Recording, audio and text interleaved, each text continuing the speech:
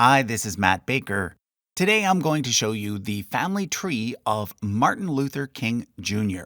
This video is part of a Black History Month collaboration called Untold Black History. To find the other videos in this series, just click on the playlist link in the description or pinned comment. Now, most people, especially in the US, are familiar with Dr. King's role in the US civil rights movement and with the fact that he was assassinated in the 1960s. So these details are not really untold Black history, and therefore they are not what I'll be focusing on in this video. Instead, I'll be focusing mainly on the other members of his family tree, because their stories are the ones that often go untold, or at least end up forgotten. So let's get to it.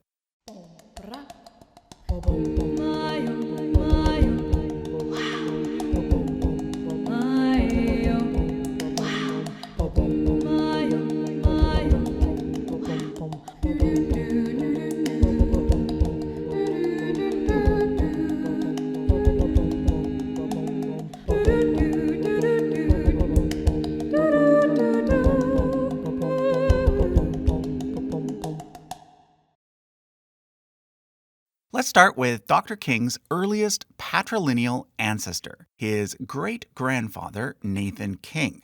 Nathan was married to a woman named Melinda, and one of their children was Dr. King's grandfather, James. Now, there's a bit of a mystery surrounding Nathan King's origins. Here he is on the 1880 census. Note that his birthplace, and the birthplace of all his kids, is marked as Georgia. But let's now look at the 1900 census. Here we find Nathan's son James. Again, James is Dr. King's grandfather. But now James is listed as being born in Ohio, and his father, who we know is Nathan, is listed as being born in Pennsylvania.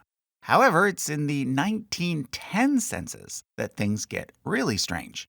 Again, we find a listing for James King. But this time, James's father is said to have been born in Ireland. So was Nathan King, Dr. King's great-grandfather, from Ireland? Well, let's go back to that first document and try to solve the puzzle. Again, this is the 1880 census. Here's Nathan, and here's his wife, Melinda. Take note of their first three kids, Elizabeth, James, and Sarah, aged 18, 15, and 12. Let's now go back 10 years to the 1870 census. The 1870 census is important because it's the first census to include the names of former slaves. There's no Nathan King, but in the exact same county, we find a Nathan Branham, married to a Melinda, with children named Lizzie, James, and Sarah, aged 8, 5, and 3. So this is almost certainly the same family. So here's the most likely explanation. Jacob Branham, listed here as being 65, was probably Nathan King's former slave owner. We know that the Branhams were a prominent family in Georgia at the time, and that they originally came from Ireland. It's also possible that Jacob Branham was Nathan's father. Unfortunately, it was common for slave owners to have children with their slaves, and then to enslave those children as well. If Nathan was the child of an Irish slave owner, that would explain why James later listed Ireland as the place of origin for his paternal family. Now, one of Dr. King's sons actually had a DNA test done, and it showed that his male-only line does in fact come from Ireland. So that's further evidence that the Branham hypothesis is correct. But why then did the family change their name to King? Well, there was also a prominent slave-owning family in Georgia named King, and we know that former enslaved people often took the surnames of their former enslavers. It's possible that Nathan had some Black relatives who were using the surname King, and he simply chose to use that surname as well. Let's now switch over to Dr. King's maternal family, the Williams, which is where he has deep roots when it comes to Christian ministry. Like Nathan King, Willis Williams was born into slavery, but at the same time as being enslaved, he was also a preacher. He continued in this occupation after obtaining his freedom, And then his son, Adam Daniel Williams, took it up as well, becoming the pastor of Ebenezer Baptist Church in Atlanta in 1894 and obtaining an education from what would later become known as Morehouse College. It was around this time that the National Baptist Convention was formed, which to this day is the largest black denomination in the United States. Ebenezer Baptist Church became a part of that denomination, and under Williams' leadership, it grew from just a handful of members to almost 1,000. It was also during his tenure that the current church building was built. Reverend Williams married Jenny Parks, who, as far as I know, was not related to Rosa Parks. And together they had only one surviving child, Alberta, who ended up marrying Michael King, one of the 10 children of James King and a student at Morehouse. Now, wait a second, did I just say Michael King? Yes, both Alberta's husband and her firstborn son, the famous Dr. Martin Luther King Jr., were originally named Michael. However, in 1931, the Reverend Adam Daniels Williams died, and his son-in-law, Michael King, succeeded him as pastor of the Ebenezer Baptist Church. A few years later, Michael King Sr. traveled to Germany, where he visited several sites associated with the great Protestant reformer Martin Luther. At this point, he decided to change his name, as well as the name of his son, to Martin Luther King.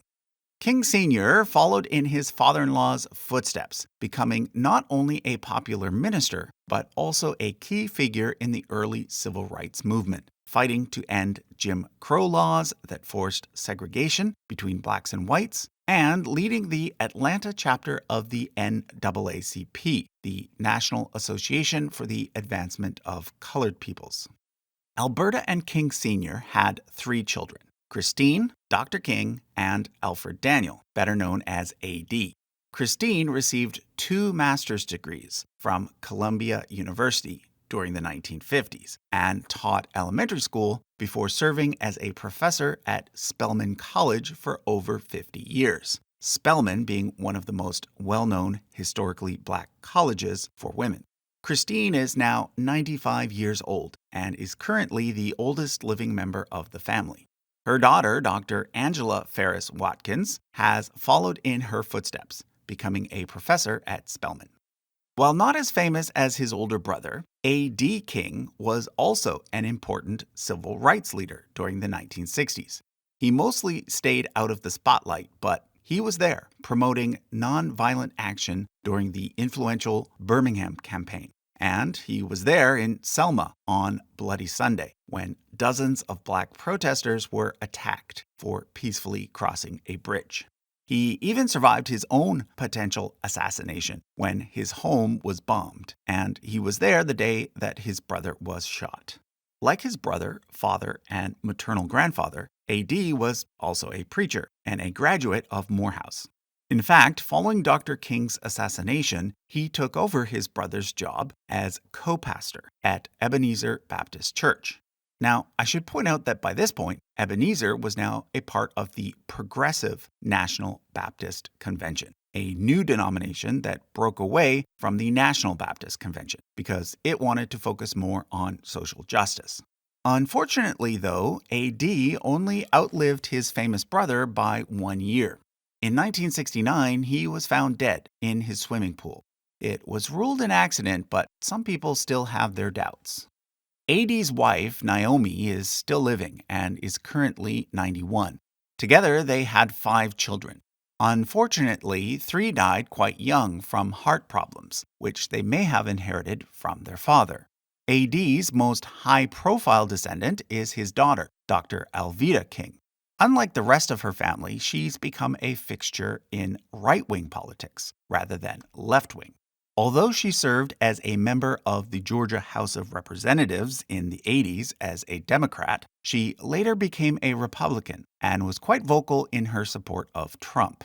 She's also the author of a book called The Arab Heart, about a black prince who comes to America to find a wife. According to her, she shared the manuscript with Eddie Murphy, who then gave it to Paramount Pictures, who then turned it into the movie Coming to America. She sued but lost the case. Let me now introduce you to Coretta Scott King, the wife of Dr. Martin Luther King. She was born in Alabama to Reverend Obadiah Scott and Bernice McMurray.